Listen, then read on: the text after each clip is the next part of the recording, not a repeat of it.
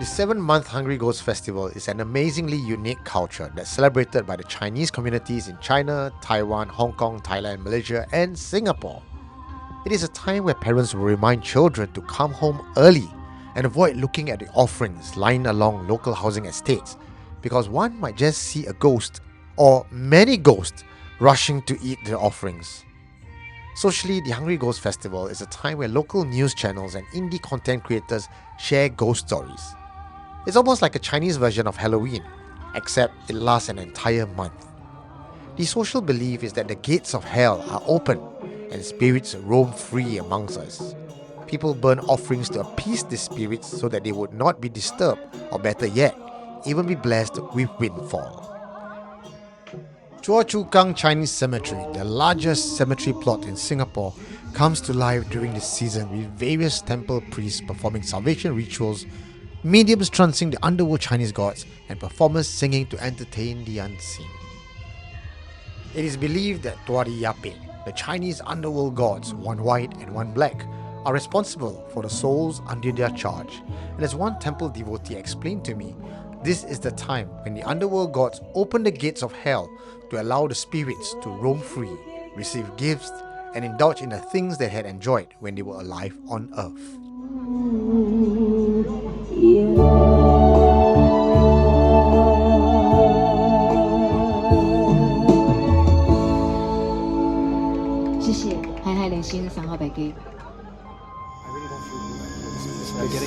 Is anyone here?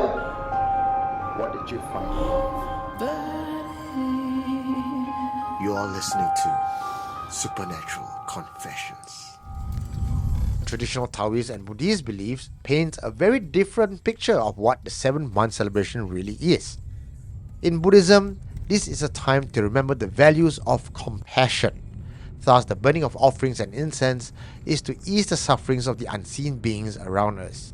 The origin of this practice came from the Ulambana Sutra, where the famous story of the monk who pled with Buddha to help liberate his mother's soul was roaming as a hungry ghost in the afterlife. By offering food and performing deeds of good merit, it is believed that we can bring joy to all sentient beings. For the Taoists, it is a time when spirits from the netherworld are judged based on their merits and sins, and in fact the performances and food offerings are meant to appease the heavenly officials who will be descending to earth during this period to be kind when passing judgment on devotees' ancestors. Taoist priests recite scriptures and perform salvation rituals for all beings.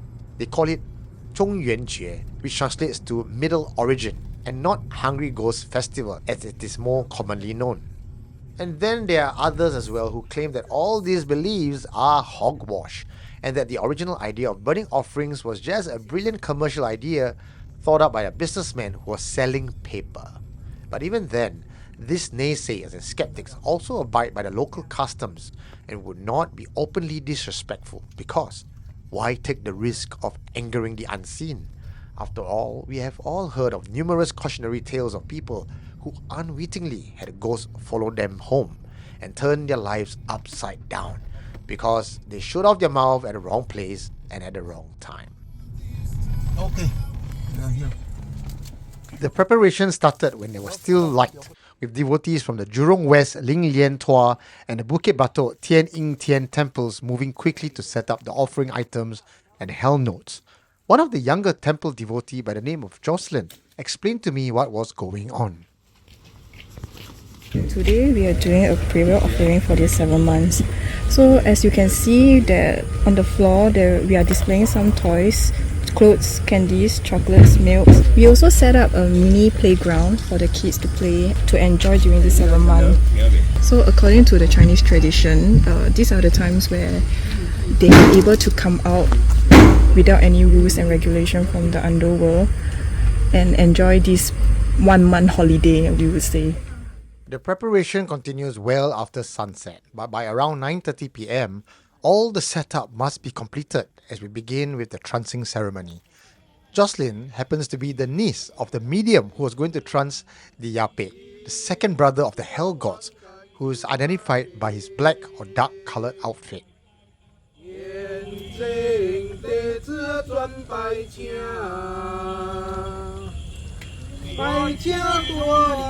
The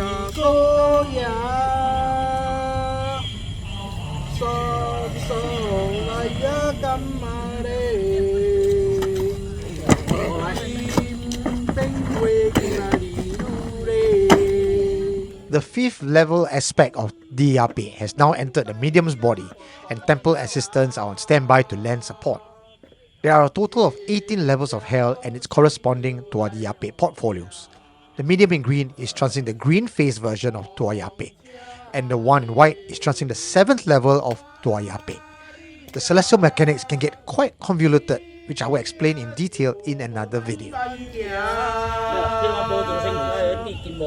Now the temple assistants will adorn the mediums with the signature items to complete the look. Once the mediums are ready, they stand in front of Yan Luo Wang, the king of hell, altar, to pay their respects before going about the temple's allocated spot in the cemetery to bless the offerings and the paper constructs.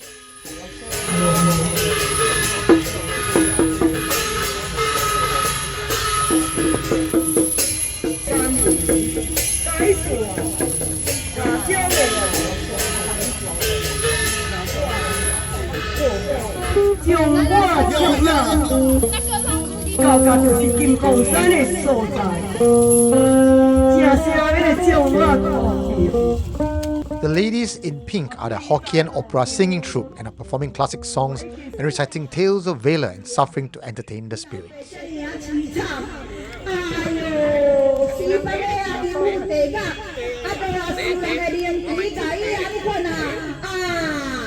Here, Di Ya Pek is endorsing the house deeds and the paper constructs so that selected spirits, those that had helped the temple before, will receive the offerings that are given specifically for them.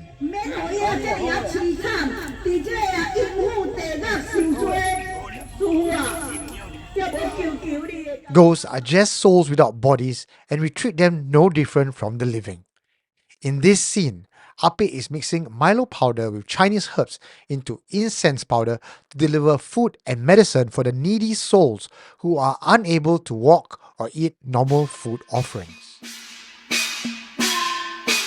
According to the medium and the Buddhist abbot, there are specific procedures to take in burning offerings. The ones that are done by lay people during the 7th month are merely symbolic acts that doesn't translate to the spirits receiving it. As above, so below.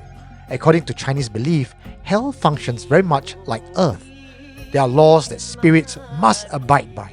Owning land and homes requires a deed and a proper endorsement that are negotiated by trancing mediums and priests.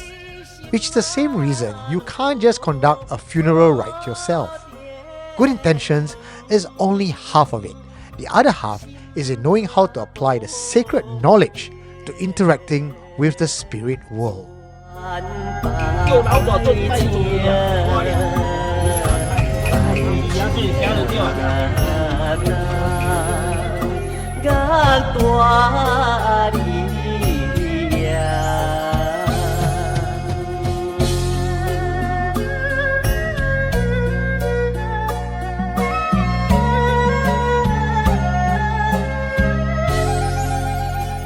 This event took place on a Saturday night. It coincided with my usual ghost walking tour conducted in Changi.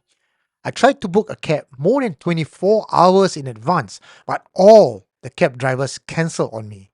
By 10:42 p.m. on Saturday, I still couldn't get a cab, and I said out loud to Dua Di Ya Pek that if they would like me to come down to document this festival, they need to help me out. And if by 10:45 I still can't get a cab, I'm just going to go home. 3 minutes later, I got a cab. Just like that. Miracle or coincidence? I arrived close to midnight, where the festival has reached a fevered pitch, much like the Burning Man festival in Nevada, USA. Ape already had a long line of devotees waiting to see him. He was in the midst of healing a man with back issues. I decided to explore the rest of the cemetery to enjoy the performances put up by other temples.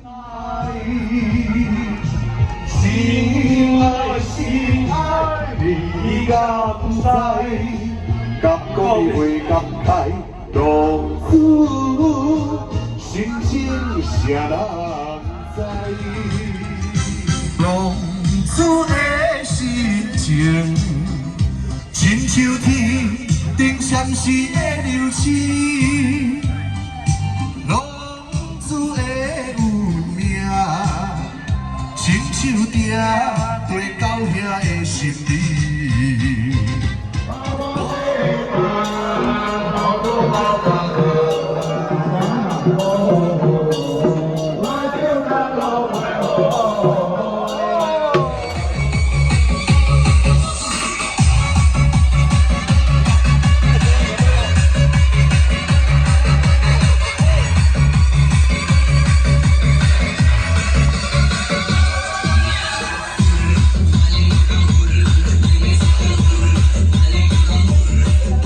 About an hour later, and after some nostalgic 90s Abeng dance session, it was my turn to meet Dua Di Ya Pek.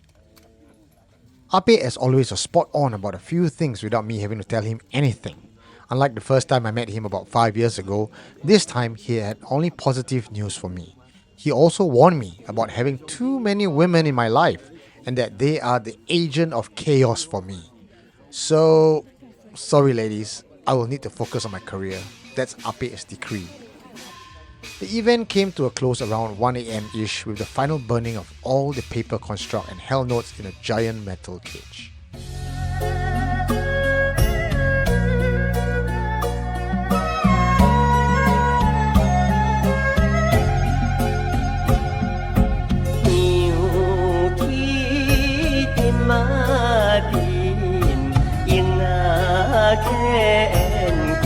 The Green Dua Di Ya Pek is calling for the Hell Generals to help with the spiritual crowd control.